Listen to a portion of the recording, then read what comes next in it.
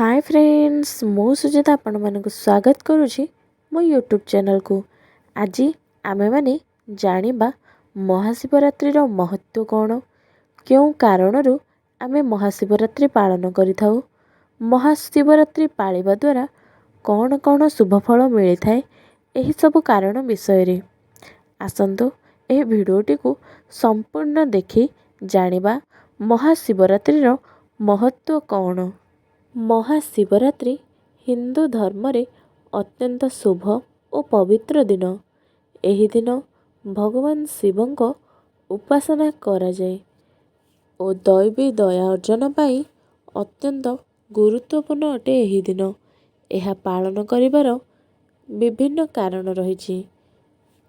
एही दिन भक्त माने दीर्घ समय पर्यंत उपवास, जागरण और मंत्र पाठ करी निज आत्मशुद्धि करती। महादेवंक दया अर्जन पाई यह महत्वपूर्ण मना जाए।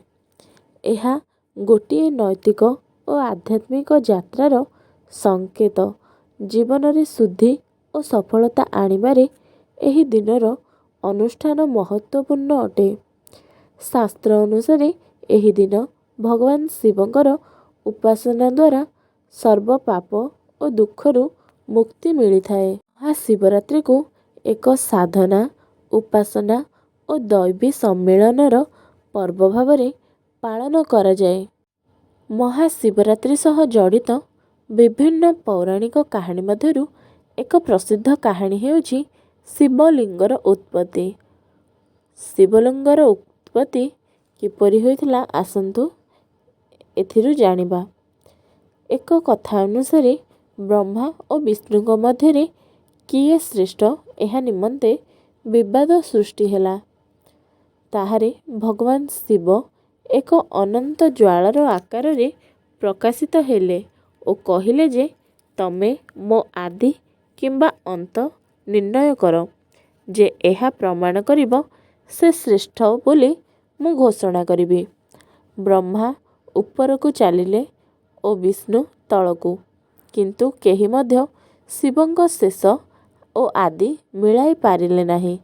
एहार फल रूपे प्रभु शिवंकर श्रेष्ठता स्थापित हैला और शिवलिंगर पूजा आरंभ करागला। प्रभु शिव जेतेबेले अनंत ज्वाला रूप रे प्रकाशित हेले, शिव कहिले जे तुमे जेउ जणे मो आदि किंबा शेष मिलाई पारिबो से श्रेष्ठ रहिबो।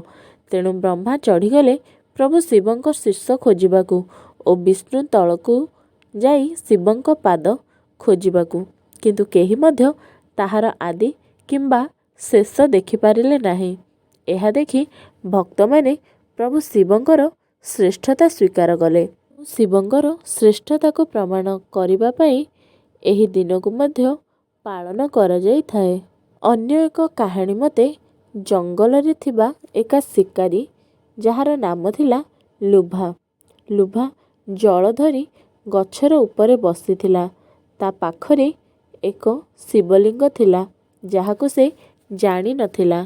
से राति रे जलर बुंदा अजाणतरे शिवलिंग उपरे पड़ुथिला। एहा देखि भगवान शिव अत्यंत खुशी होई ताकू दरिद्रतारू मुक्ति देले। एहारू आशय हेउछि भक्ति और निष्ठा सह एकाग्र हेले भगवान शिवंकर दया अवश्य मिली थाए। महाशिवरात्रि एक अत्यंत शुभ धार्मिक पर्व जहाँ भगवान शिवंक उपासना और भक्तिर लक्षण। एही पर्व पालन करा जाई थाए। एही किछि कारणरू एक पौराणिक कहानी अनुसार एही दिन प्रभु शिवंकर श्रेष्ठता प्रमाणित होइथिला। शास्त्र अनुसार एही दिन भगवान शिवंकर उपासना कले समस्त पापरू मुक्ति मिले और मोक्ष प्राप्ति हुए। महाशिवरात्रि दिन उपवास करी राति रे जागर जाली बसिबा द्वारा भगवान शिव खुशी होई भक्तंक मनस्कामना पूर्ण करती। एही समस्त कारण फल रे महाशिवरात्रि को उत्साह और भक्ति सहित पालन करा जाई थाए। महाशिवरात्रि दिन कौन कौन करा जाई थाए जहा द्वारा प्रभु देवदेव महादेव अत्यंत प्रसन्न होई मनुष्यर मनस्कामना पूर्ण करती। ଏହି ଦିନ ଉପବାସ କରି ଭକ୍ତମାନେ ସଫଳତା ଓ ମୋକ୍ଷ ପାଇଁ ଏହି ଦିନ ଉପବାସ ରହନ୍ତି।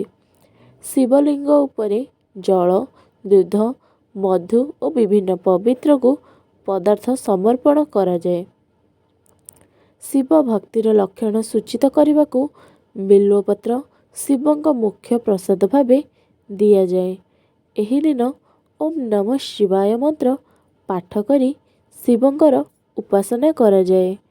ଏହି ଦିନ ରାତ୍ରିରେ ଜାଗ୍ରତ ରହି ପ୍ରଭୁ ଶିବଙ୍କ ଆଗରେ ଜାଗର ଜଳାଯାଏ, ଭଜନ କୀର୍ତ୍ତନ ଓ ଧ୍ୟାନ କରାଯାଏ। ଭକ୍ତମାନେ ଜୀବ ଉପକାର ଓ ଦାନ କରି ନିଜ ନୈତିକତାକୁ ପ୍ରଦର୍ଶନ କରିଥାନ୍ତି।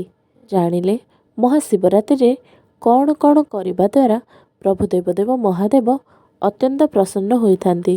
ଏବେ ଆସନ୍ତୁ ଜାଣିବା ମହାଦେବ କେଉଁ କେଉଁ କାର୍ଯ୍ୟ କଲେ ଏହି ଦିନ ଅତ୍ୟନ୍ତ କ୍ରୋଧିତ ହୁଅନ୍ତି।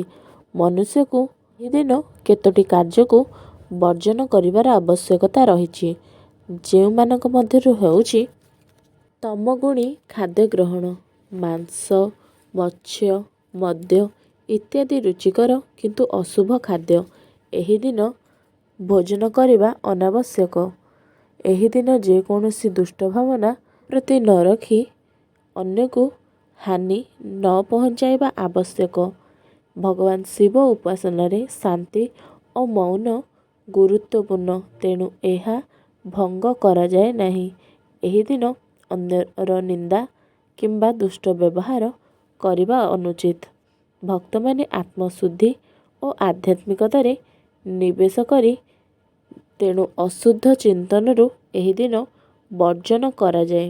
ଏହି ଦିନ ପ୍ରଭୁ ଦେବଦେବ ମହାଦେବଙ୍କ ପାଦରେ ନିଜ ମନକୁ ସ୍ଥିର ରଖି ଭକ୍ତି ଓ ସମ୍ମାନ ପ୍ରଦର୍ଶନ କରି ରାତି ଉଜାଗର ରହି ଜାଗର ଜଳାଯାଏ। ଏହାଦ୍ୱାରା ପ୍ରଭୁ ଶ୍ରୀ ଶିବ ଦେବଦେବ ମହାଦେବଙ୍କୁ ପୂଜା କରିବା ଦ୍ୱାରା ମନୁଷ୍ୟ ଜୀବନର ଦୁଃଖ କଷ୍ଟ ବିନାଶ ହୋଇ ମନୁଷ୍ୟକୁ ସୁଖ ପ୍ରାପ୍ତି ହୋଇଥାଏ। ଏହି ସତ୍ୟ ଧର୍ମ ନୀତିକୁ ପାଳନ କରି ମନରେ ଭକ୍ତି ଓ ସମ୍ମାନ ଭାବ ରଖି ଯଦି ଆମେ ଦେବଦେବ ମହାଦେବଙ୍କୁ ସନ୍ତୁଷ୍ଟ କରିବା, ତେବେ ପ୍ରଭୁ ମହାଦେବ ଆମର ମନସ୍କାମନା ନିଶ୍ଚୟ ପୂରଣ କରିବେ। ତେଣୁ ବହୁତ ଲୋକ ଏହି ମହାଶିବରାତ୍ରି ଦିନ ସକାଳୁ ପ୍ରଭୁ ଶିବଙ୍କର ଦର୍ଶନ କରନ୍ତି ଓ ସେହି ଦିନକୁ ଉପବାସ ରଖନ୍ତି। ସନ୍ଧ୍ୟାବେଳେ ଯାଇ ମନ୍ଦିରରେ ଜାଗର ଜାଳନ୍ତି ରାତି ଅନିଦ୍ରା ରହି, ଯାହାଦ୍ୱାରା ନିଜ ଜୀବନର ସମସ୍ତ କଷ୍ଟକୁ ଦୂର କରି ମନୁଷ୍ୟ ନିଜର ଜୀବନକୁ ଅତି ସୁନ୍ଦର ଭାବେ ଗଢ଼ିପାରିବ ଓ ମହାଦେବ ମଧ୍ୟ ଏହି ଦିନ ଅତ୍ୟନ୍ତ ପ୍ରସନ୍ନ ହୁଅନ୍ତି ନିଜର ଭକ୍ତମାନଙ୍କ ଉପରେ। ଏହି ଦିନଟି ପ୍ରଭୁ ଦେବଦେବ ମହାଦେବଙ୍କର ଅଶେଷ କରୁଣା ଭକ୍ତମାନଙ୍କୁ ମିଳେ। ଦେବଦେବ ମହାଦେବ ସମସ୍ତଙ୍କ ଜୀବନକୁ ଖୁସିରେ ଭରି ଦିଅନ୍ତୁ। ଜୟ ଶିବ।